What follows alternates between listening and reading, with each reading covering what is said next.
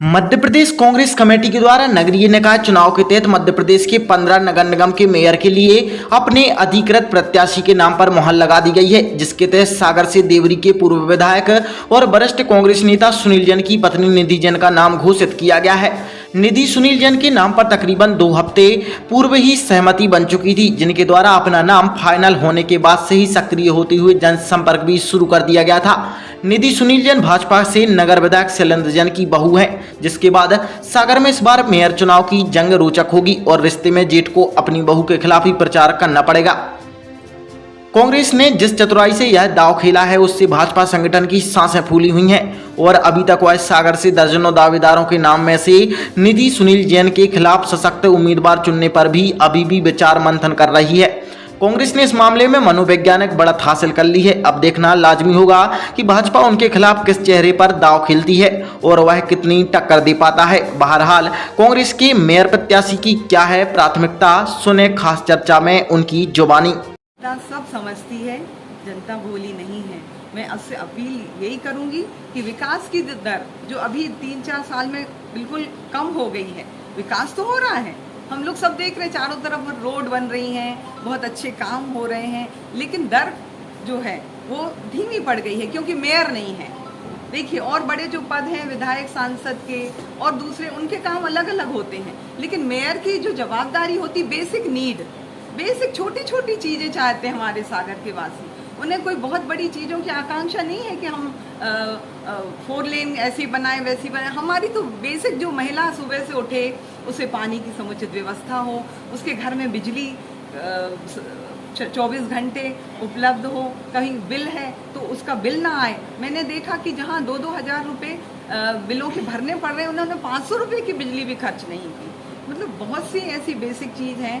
तो मैं तो सबसे पहले सभी से यही प्रार्थना करती हूँ कि जो छोटी चीज़ें हैं हमें उनको पहले सुधारना है। कोई नया कार्य मुझे नहीं आगे लाना है। सबसे पहले जो हमारी अव्यवस्थाएं हैं उनको मैं ठीक करूँगी, उसके बाद ही कोई कार्य आगे बढ़ाऊँगी। भोली भाली सागर की जनता है, वो भी समझ रही है। अगर कोई व्यक्ति इस शहर में बोल दे कि हाँ, ये हमें 992 करोड़ का काम दिख रहा है, तो मैं अभी भी अपने अंदर हो जाऊंगी। मुझे इस उम्मीदवार के तौर पे मैं रहूंगी नहीं, क्योंकि मैं समझ रही हूँ कि हालत क्या है। जिस तरह से मैं अभी दौरा कर रही थी चकरा घाट एरिया का, वहाँ मतलब दोनों तरफ नालियाँ, गोबर पड़ा है, सामने से गाय आ रही है और हम लोग वहाँ से जा रहे हैं, तो दोनों के लिए एक साथ निकलने की जगह भी नहीं है, इतनी सकरी है, भरी पड़ी है नालियाँ। और अगर आप स्मार्ट सिटी की बात करें तो उसमें तो भयंकर घोटाला है। सब लोग देख रहे हैं, धूल धूल धूल हो रहा है, गड्ढों से भरी सड़कें हैं, बस बनाने के लिए। ऊपर से जो अभी काम चल रहा होगा, आपने देखा होगा 4-5 दिनों से चारों तरफ शहर की ऊपर से जो मरम्मत की जा रही है, वो शायद 1 महीने बाद साफ हो जाए। सबसे बड़ी प्राथमिकता पेयजल की, जो त्राही त्राही मची हुई है। मैं वार्डों का दौरा कर रही हूँ, देख रही हूँ कि 4-5 दिन से नल नहीं आ रहे हैं।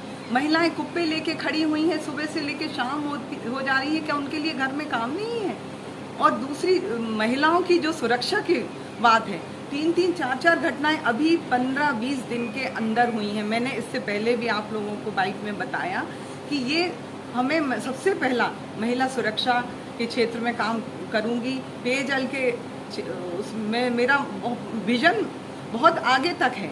मैं चाह रही हूँ कि जो ये राजघाट की योजना आई है, उसका गहरीकरण हो और समुचित, मतलब व्यवस्थाओं का एक पालन करने का एक तरीका होता है कि किस तरह से पाइपलाइन आए, कहीं टूटी फूटी हो पाइपलाइन कुछ, तो वो मरम्मत हो और आगे बढ़े पानी का व्यवस्था। मैंने सुना था कि 4-5 महीने पहले एक भैंस पाइपलाइन टूटी होगी, उसमें दब गई और उसके में बीच में फंसी रही। पता नहीं कितने दिनों बाद उस भैंस का पता चला और कितने महीनों हमारे शहर के वासी वही पानी पीते रहे होंगे। बहुत ही दुखद स्थिति है सागर की। बिल्कुल, मैं तो यही तो सब देखने के लिए मेरा सबसे बड़ा कदम होगा। घोटाले, भ्रष्टाचार, जो जनता को मालूम नहीं है कि जमीन के अंदर क्या दवा